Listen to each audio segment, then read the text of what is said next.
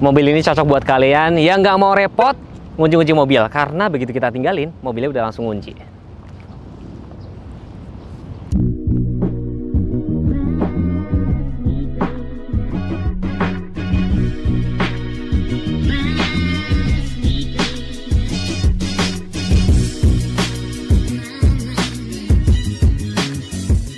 Chery Tiggo 5X, jelas mobil ini bukan saingan Toyota Razer maupun Honda WRV ya. Mungkin tadinya saya salah sebut, saya pikir bakal jadi saingan dia, tapi mobil ini bermain di segmen panas ya, compact SUV. Jadi malah bersaing sama Mazda 5, sama kereta juga gitu loh, sama Honda HR-V gitu loh. Karena mungkin dari segi desain, dari segi cc juga ya. Saya bakalan review ya, nanti bahkan test drive juga, cobain mobil ini seenak apa, karena ya tadi sempat kalian lihat kan pada saat saya menjauh dia otomatis langsung kunci, pada saat mendekat dia akan ngebuka sendiri. Itu menurut gue fitur yang sangat unik banget, dan apalagi dilengkapi dengan sunroof. Saya bakal review lebih lengkap, tonton terus ya. Perkenalan pertama Chery Tiggo 5X dilakukan di IMS 2024 pada Februari lalu. Chery Tiggo 5X dibanderol di harga 249 juta untuk varian klasiknya dan 279 juta untuk tipe championnya.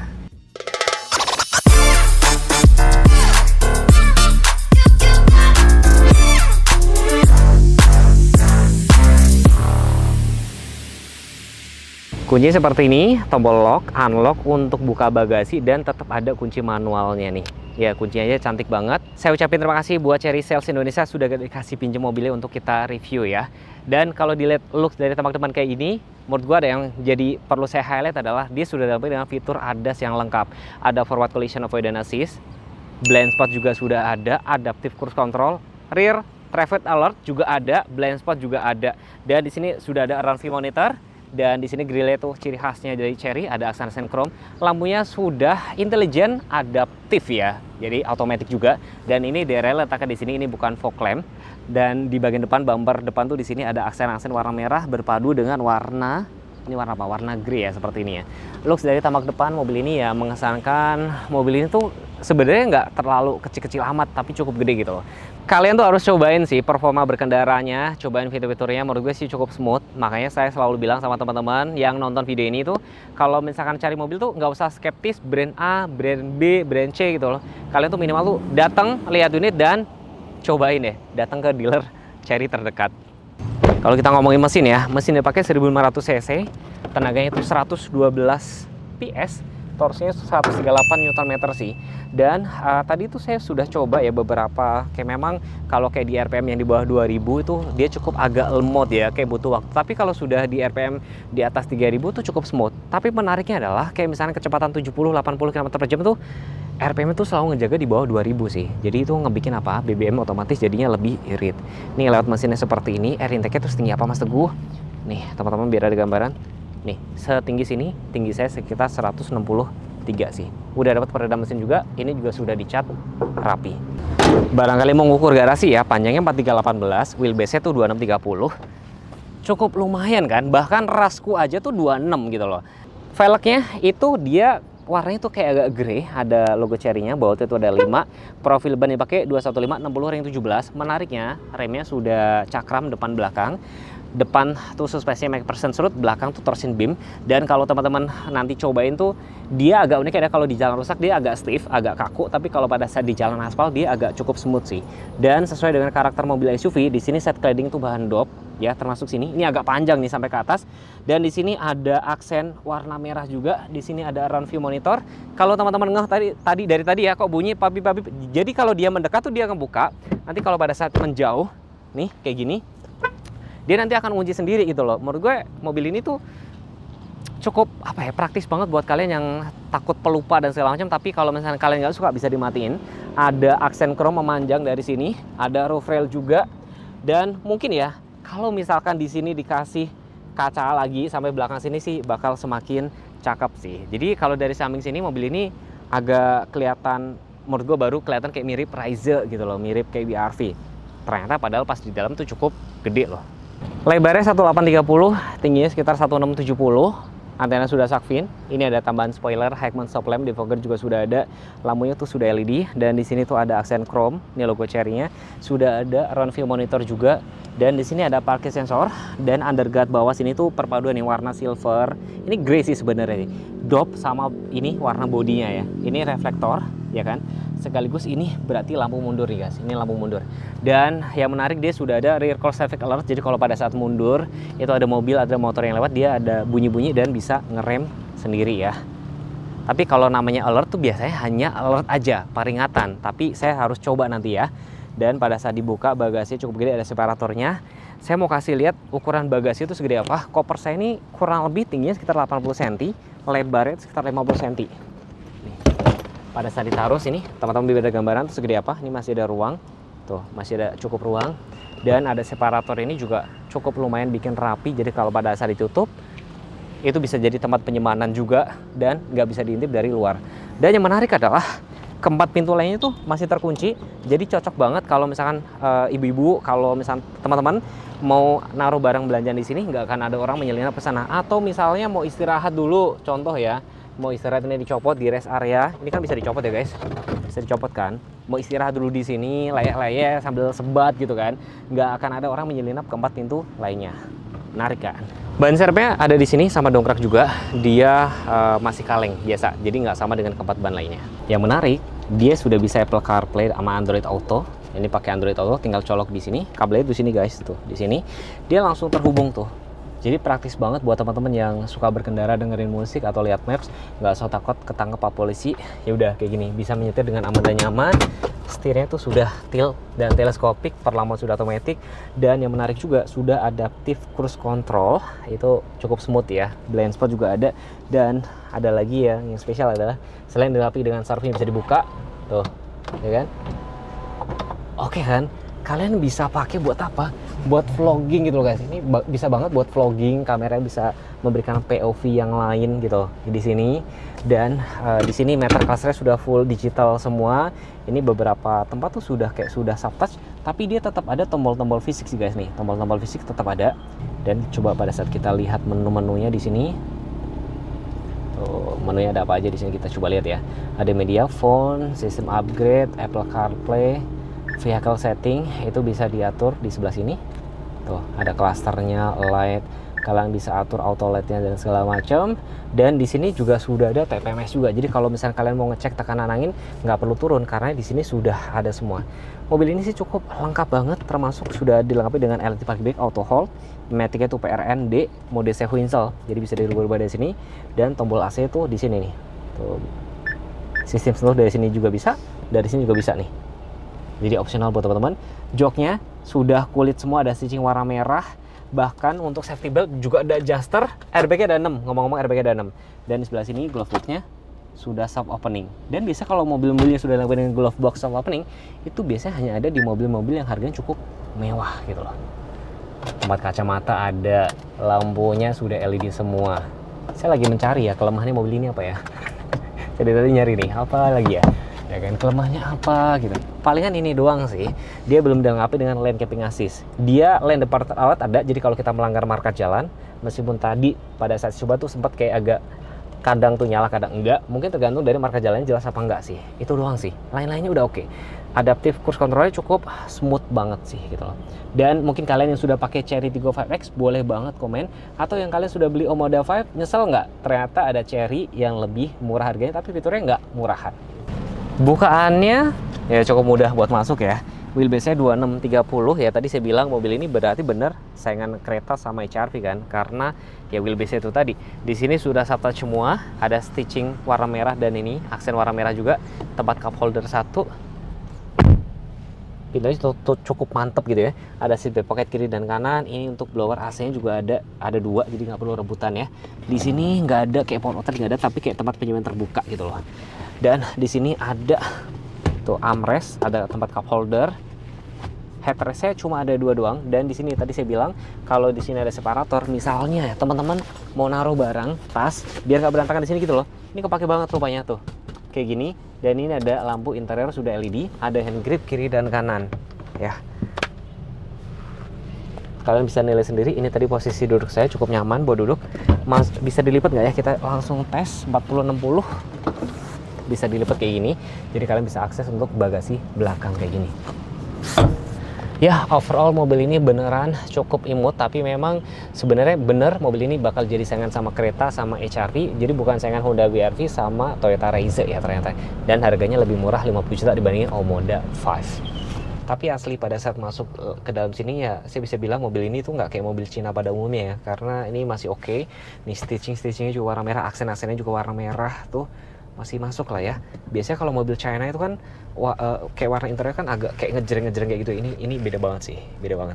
Oke, mau modal mobil, kita tes ke kedepan kabin. Semua window sudah auto up and down ya. Dengerin ya. Kita tutup, kita play.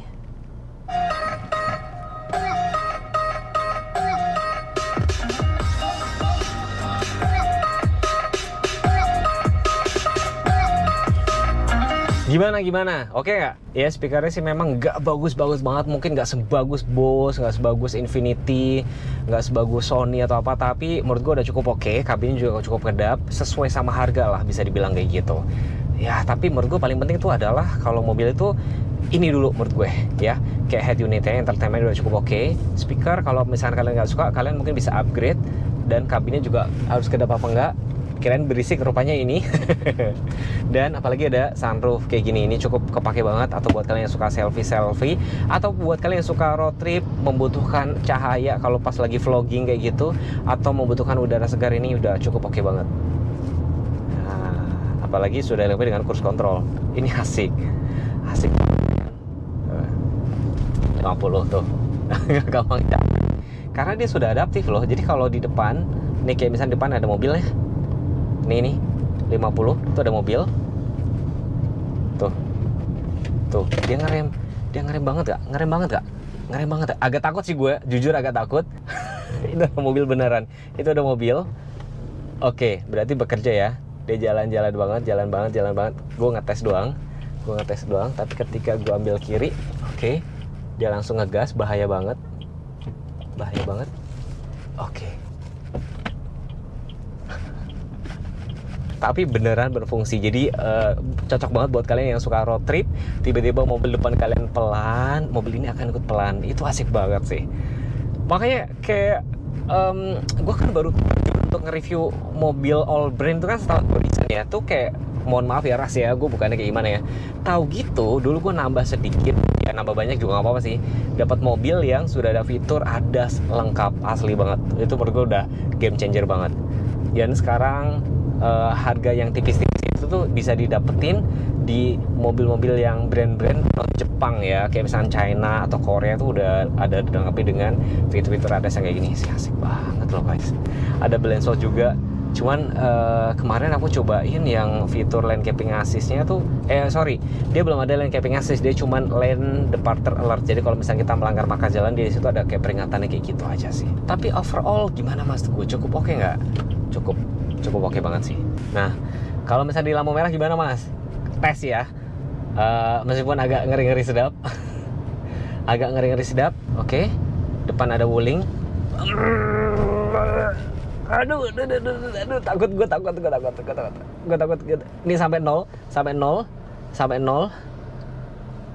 Oke, aman. 0. Tapi disuruh injek rem. 0. Tapi benar-benar berhenti kan dari 0. Kalau teman-teman lihat itu depanku lampu merah tuh, banyak mobil berhenti kan, tapi benar-benar 0. Dan ini auto hold gue nyalain, agak ngeri kalau tiba-tiba nyundul, tapi cukup smooth. Dia nggak terlalu ngagetin gitu loh, smooth, pelan-pelan. Aduh, nyaman ya ternyata pakai adaptive cruise control, kayak nyaman banget. Dan di sini tempat duduknya kayak gimana? Oh ya, mungkin kalau kalian di sini, mas kok kacanya terang banget ya, ini belum dipasang kaca film karena ini mobilnya saya dikasih pinjam sama Chery Indonesia ya. Terima kasih sudah dikasih pinjam mobilnya untuk test drive. Kita bakal bikin test drive-nya itu sama reviewnya tuh saya netral mungkin, seobjektif mungkin gitu loh. Jadi kalau memang bagus ya kita barang bagus kayak gitu semua sih guys. Yes. Speedman di sini agak tinggi-tinggi nih guys. Pada saat dipakai buat belok, nggak limbung. Kemarin gue yang sempat bikin POV driving, malah uniknya adalah kalau pada saat di jalan rusak kayak gitu kan dia berasa keras ya, stiff gitu kan. Cuma pada saat kayak di jalan aspal kayak gini, menurut gue ya, dia suspensinya tuh kayak berubah jadi empuk gitu loh. Nggak ngerti tuh settingannya di mananya gitu loh. Nih, ini kondisi kayak gini nih cukup stabil. Nanti coba pas di jalan raya tuh dia tuh berasa empuk banget, nyaman. Padahal kita ngomong ini adalah SUV kan.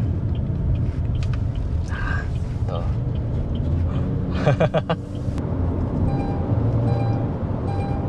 Tuh, kalian dengar kan bunyi-bunyi itu lane departure alert karena saya melanggar marka jalan.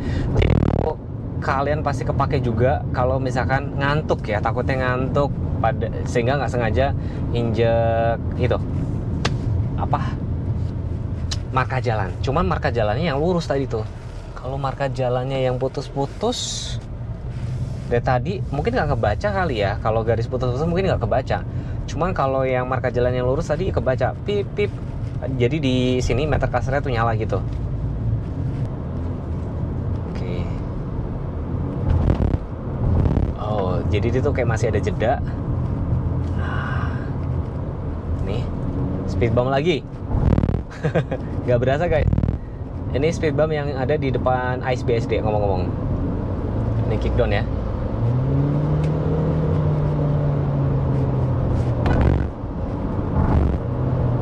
Oh, kalau di atas 3000 RPM. Oke, ini saya melanggar marka jalan, nggak nyala lampu sen ya, nggak nyala lampu sen. Agak kenceng dia baru bunyi ya. Yes. Kalau nyalain lampu sen, pindah marka jalan. Oke, dia nggak bunyi ya. Kalau misalkan nggak nyalain lampu sen, oh, nggak bunyi juga. Ada yang salah mungkin. Oke, jadi memang nggak semua marka jalan kebaca guys. Ini garis putus-putus. Jadi mungkin kalau kebaca sama kamera ini mungkin garisnya cukup tebal, kelihatan dia akan bunyi-bunyi. Jadi peringatan buat kita. Jadi biar kita lebih aware. Tuh. Oke, karena saya berada di marka jalan. Oke, siap. Ini empuk banget. Mungkin kalau kalian lihat ya, ini kayak agak mental-mentul kayak gitu, nggak tahu, agak aneh. Cuma tadi kalau di jalan aspal rusak tadi itu kayak agak stiff, tapi ini menurut gue unik. Jadi bikin apa, bikin orang tuh nggak pusing. Karena kayak jujur gue kalau misalkan naik mobil yang terlalu keras itu tuh juga kayak di badan tuh suka kayak capek gitu loh, dan kayak suka agak mabok gitu. Ini cukup nyaman. Kickdown sekarang.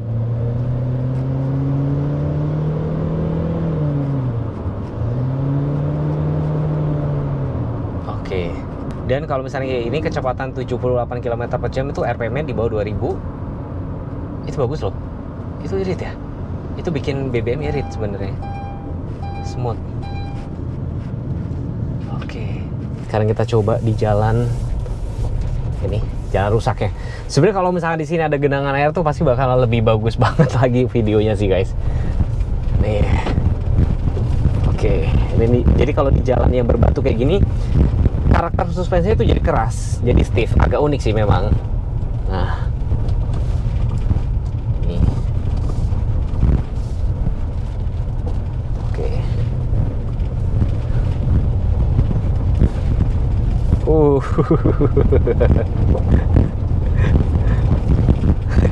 Ini di jalan yang, ya ini memang habitatnya dia tuh. Bandingannya tuh, suspensi tuh menurut gue jadi kaku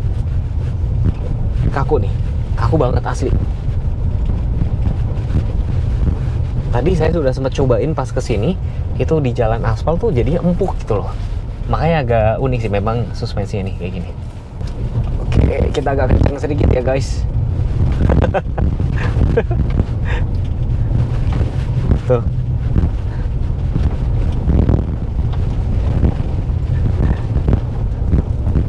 Jadi karakternya tuh jadinya stiff banget, jadi kaku banget gitu loh, cenderung keras gitu loh. Tapi pada saat di jalan yang aspal itu malah jadi empuk gitu loh. Kan agak uniknya itu di situ gitu loh. Jadi menyesuaikan.